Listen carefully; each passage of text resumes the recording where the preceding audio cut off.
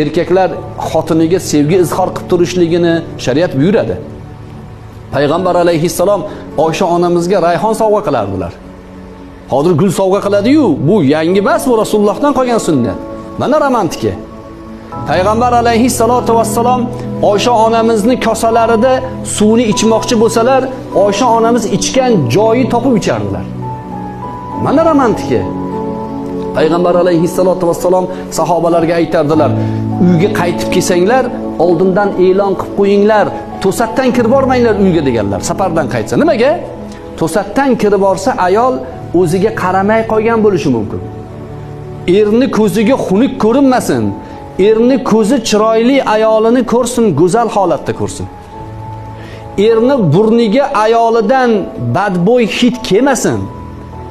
Er ayolini ko'rganda ko'zi quvonsin. Payg'ambar alayhissalomdan hadis bor, sahih rivoyat.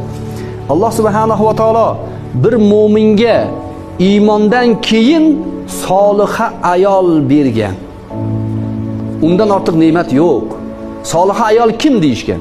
Ko'rganda ko'zi quvonadi, gapirsa itoat qiladi deganlar.